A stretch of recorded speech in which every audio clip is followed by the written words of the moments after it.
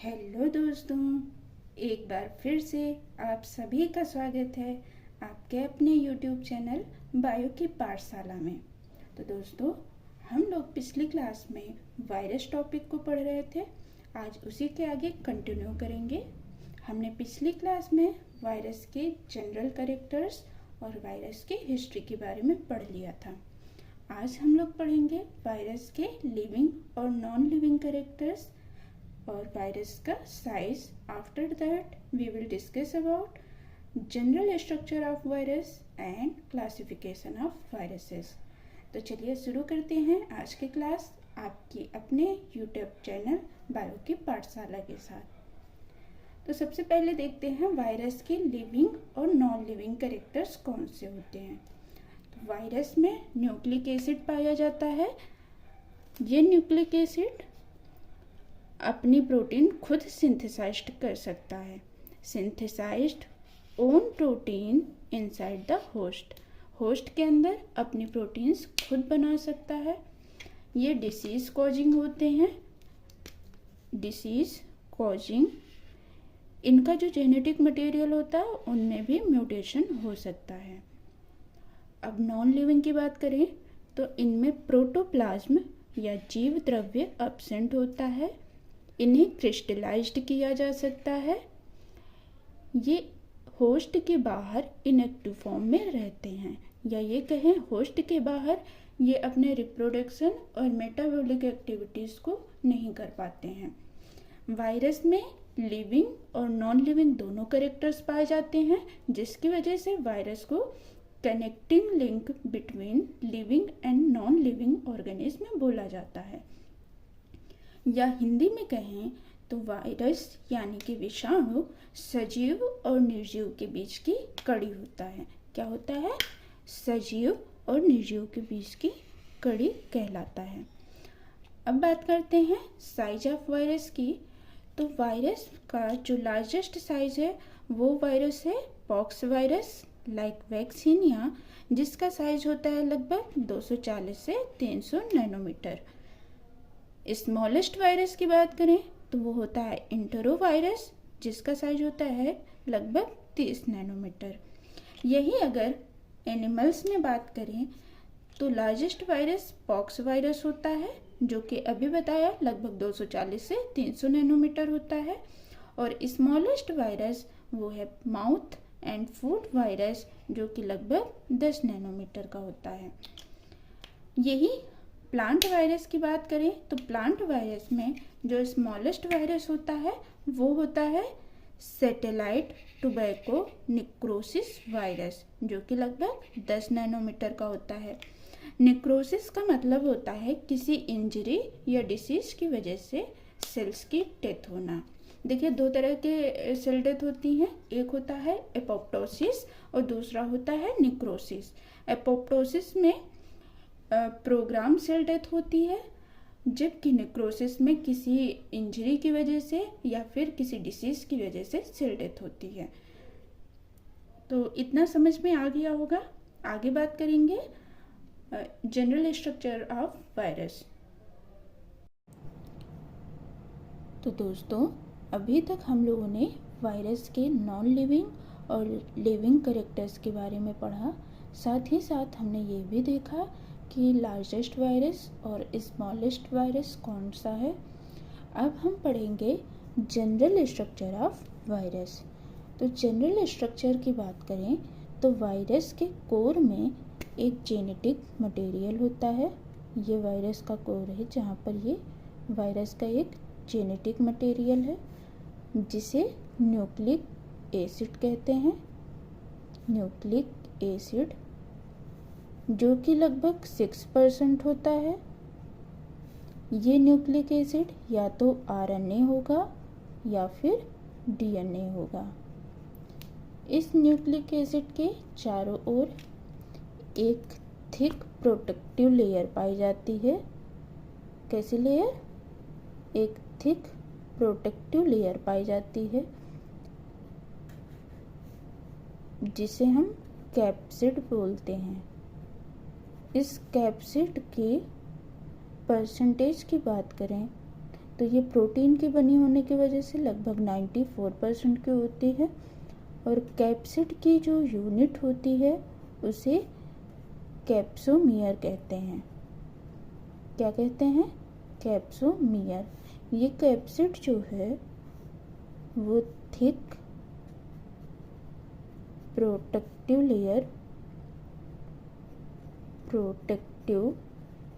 Layer की बनी होती है,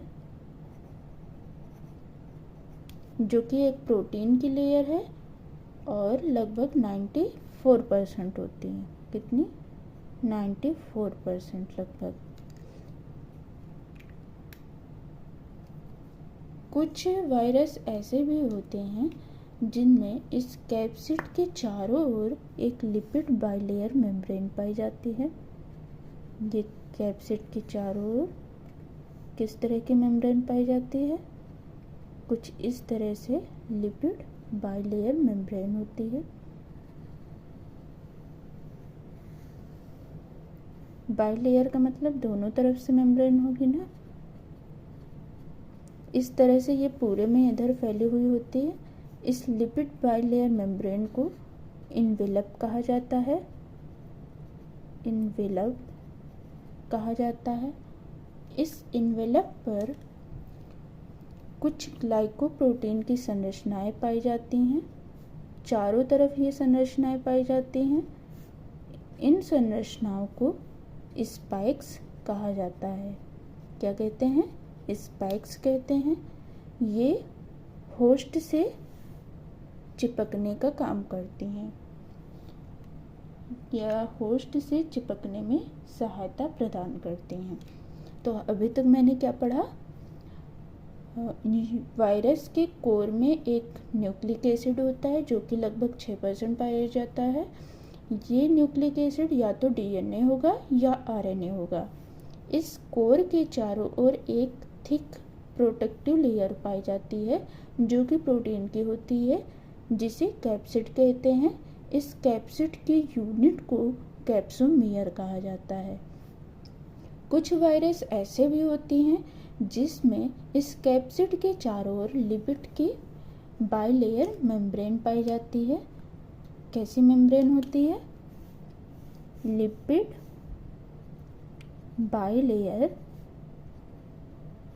बाइलेयर मेम्ब्रेन, जिसे हम क्या कहते हैं? इनवेलप कहते हैं। इस इनवेलप के चारों ओर कुछ ग्लाइकोप्रोटीन की संरचनाएं पाई जाती हैं। इन संरचनाओं को हम स्पाइक्स बोलते हैं। तो ये जो स्पाइक्स हैं ये ग्लाइकोप्रोटीन की बनी हुई होती हैं और ये होस्ट से चिपकने में सहायता प्रदान करती हैं। तो ये हो गया हमारा जनरल स्ट्रक्चर ऑफ वायरस। अब हम बात कर लेते हैं क्लासिफिकेशन ऑफ वायरस। क्या पढ़ेंगे? क्लासिफिकेशन। क्लासिफिकेशन की बात करें तो वायरस का क्लासिफिकेशन दो तरह से किया गया है। ये दो चीज़ों पर आधारित है। या तो इसे होस्ट के आधार पर क्लासिफाई किया गया है या फिर दूसरा तरीका है न्यूक्लिक एसिड एंड मॉर्फोलॉजिकल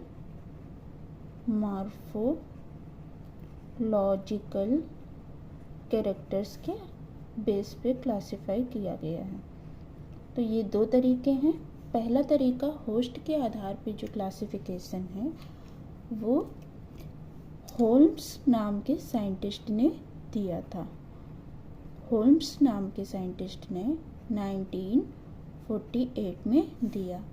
इनके अकॉर्डिंग वायरस के 3 क्लास हो गए। पहला होता है animal virus, second one is plant virus and third one is bacterial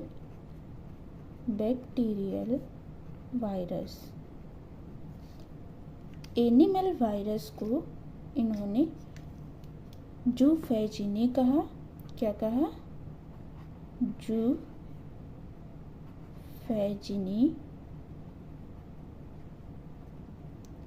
plant virus को इन्होंने फाइटोफैजिनी कहा, फाइटोफैजिनी।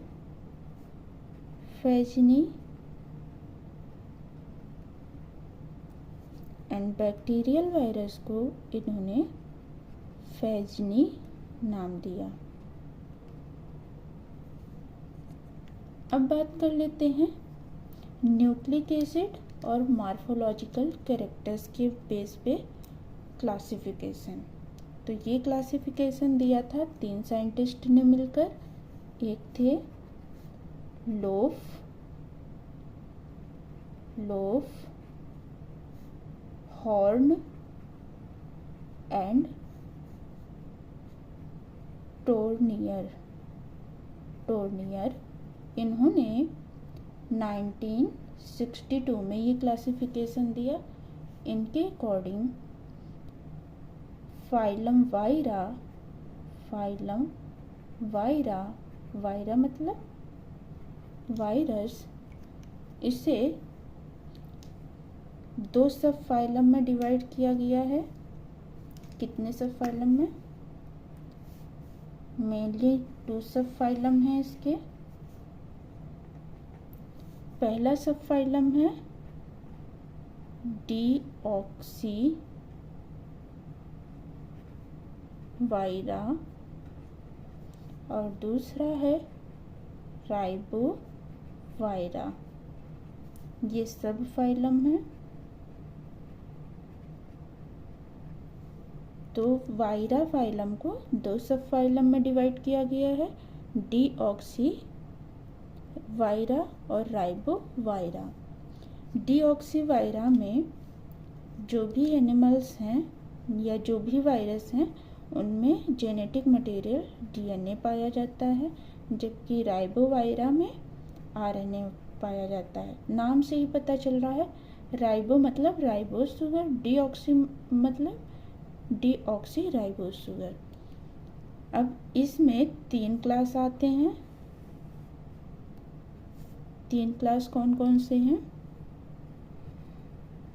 पहला क्लास है डीऑक्सी हेलिका।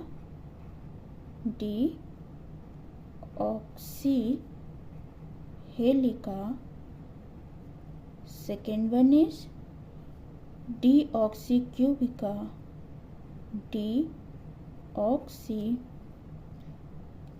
क्यूबिका। एंड लास्ट वन इज डीऑक्सी बिनाला। 3 क्लास कौन कौन से हो गए? डीऑक्सी वायरा में पहला है डीऑक्सी हेलिका, डीऑक्सी क्यूबिका और डीऑक्सी बिनाला। डीऑक्सी हेलिका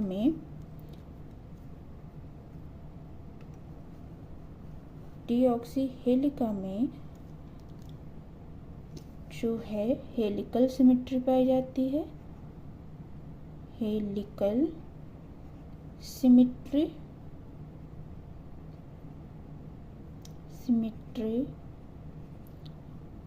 डीऑक्सी क्यूबिका में क्यूबिकल या फिर आइकोसा हेड्रल सिमेट्री पाई जाती है।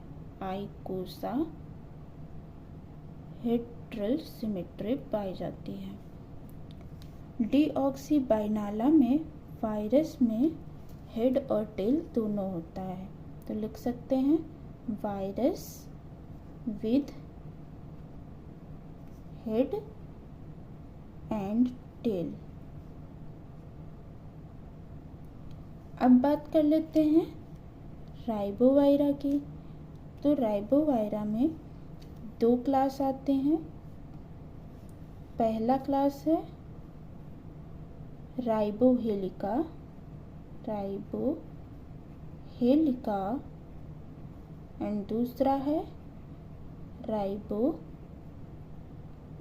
क्यूबिका। राइबो हेलिका में हेलिकल सिमेट्री होगी। कौन सी सिमेट्री? हेलिकल। और क्यूबिका में क्यूबिकल या फिर आइकोसाहेड्रल, जो हमने पीछे पढ़ा था यहाँ पे, वही सिमेट्री यहाँ पर भी पाई जाएगी। सिर्फ अंतर क्या होगा इन दोनों में कि राइबोक्यूबिका में आरएनए जेनेटिक मटेरियल होगा, जबकि डीऑक्सीक्यूबिका में आरएनए जेनेटिक मटेरियल होगा। हेड्रल सिमेट्री। तो अभी तक हमने क्लासिफिकेशन में क्या पढ़ा? क्लासिफिकेशन दो आधार पे किया गया है। पहला है होस्ट के आधार पे, दूसरा है nucleic acid and morphological character के बेस पे।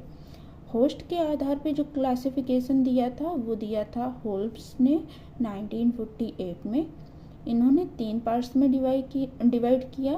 पहला एनिमल वायरस, जिसे ज़ूफाइजिनी कहते हैं, दूसरा प्लांट वायरसेस, जिन्हें फाइटोफैजिनी कहते हैं, और तीसरा है बैक्टीरियल वायरस, जिसे फाइजिनी कहा जाता है।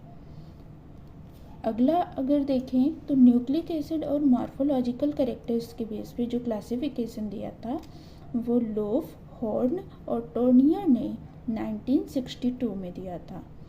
इन्होंने फाइलम वायरा, वायरा मतलब वायरस, को 2 सब फाइलम डीऑक्सीवायरा और राइबोवायरा में डिवाइड किया। डीऑक्सीवायरा में DNA as a genetic material होता है। इसे 3 क्लास में डिवाइड किया गया: डीऑक्सीहेलिका, डीऑक्सीक्यूबिका और डीऑक्सीबिनाला। डीऑक्सीहेलिका में हेलिकल सिमेट्री, डीऑक्सीक्यूबिका में क्यूबिकल या आइकोसाहेड्रल सिमेट्री, डीऑक्सीबाइनाला में virus with head and tail ये पाया जाता है। जबकि राइबोवायरा में बात करें तो RNA as a genetic material होता है। इसमें 2 क्लास आती हैं, राइबोहेलिका और दूसरा है राइबोक्यूबिका। राइबोहेलिका में हेलिकल सिमेट्री और राइबोक्यूबिका में क्यूबिकल या आइकोसाहेड्रल सिमेट्री पाई जाती है।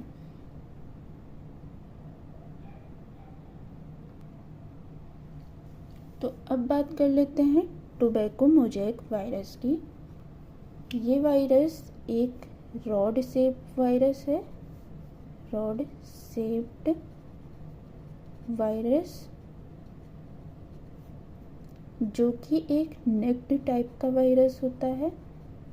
नेक्ड टाइप्ड वायरस, इसका मतलब ये हुआ कि इसमें इनवेलप एब्सेंट होता है, इनवेलप एब्सेंट होता है। मोस्ट वाइडली स्टडीड वायरस है, सबसे ज़्यादा इसमें अध्ययन किया जाता है। Most widely studied virus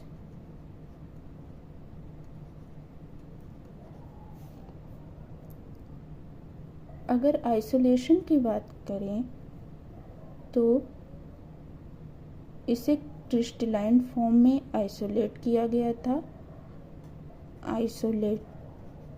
isolate in the crystalline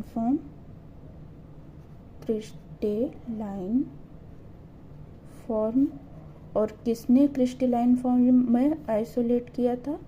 वो हैं WM स्टेनले। ये क्वेश्चन पूछा जाता है कि किसने क्रिस्टलाइजेशन किया था TMV वायरस का, तो WM स्टेनले का नाम आता है। और कब किया था?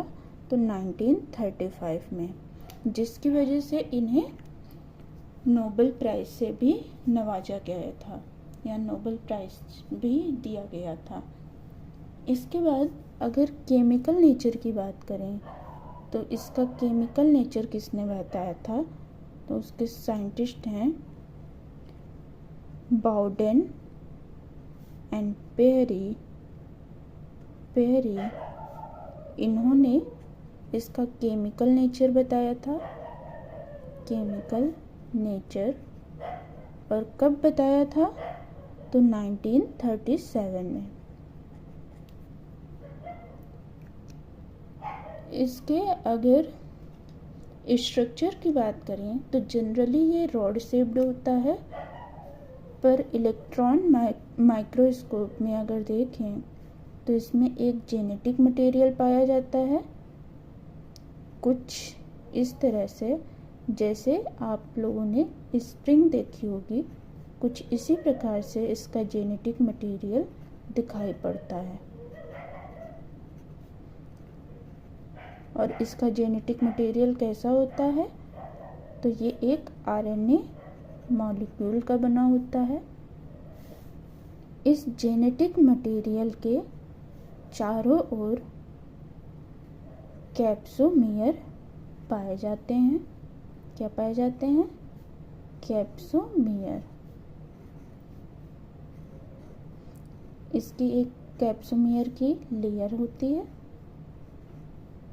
तो ये हमारे कैप्सोमियर हो गए। और इसकी संरचना कैसी हो जाएगी? रॉड शेप्ड हो जाएगी।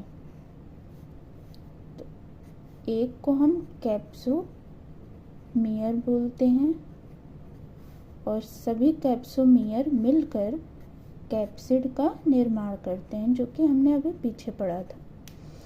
तो कैप्सिड की अगर यूनिट पूछा जाए तो वो कैप्सोमियर कहलाती है, जो कि सिंगल पेप्टाइड चेन की बनी होती है। ये कैप्सोमियर सिंगल पेप्टाइड चेन से बनी होती है। पॉलीपेप्टाइड चेन होती है एक्चुअल में, पॉलीपेप्टाइड चेन, जिसमें लगभग 158 अमाइनो एसिड पाए जाते हैं और इसमें लगभग 7300 न्यूक्लियोटाइड्स होते हैं। न्यूक्लियोटाइड्स पाए जाते हैं। एक साइंटिस्ट थे जिनका नाम था फ्रैंकलिन कोनार्ड। क्या नाम था? Franklin Konrad and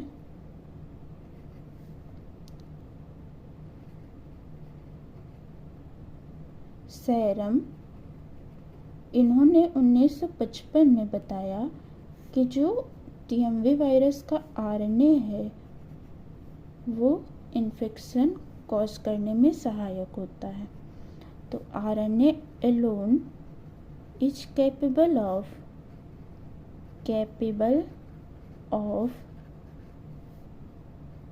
causing infection। तो आज हम लोगों ने अभी तक क्या पढ़ा? टोबैको मोज़ेक वायरस, जो कि एक प्लांट वायरस है।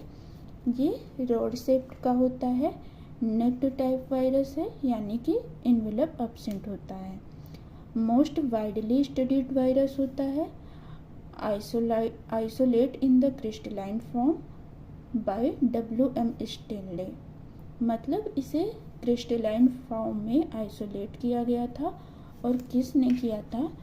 तो स्टेनले साहब ने किया था। कब किया था? 1935 में। फिर बॉर्डन एंड पेरी नाम के साइंटिस्ट थे, इन्होंने 1937 में टोबैको मोज़ेक वायरस का केमिकल नेचर बताया।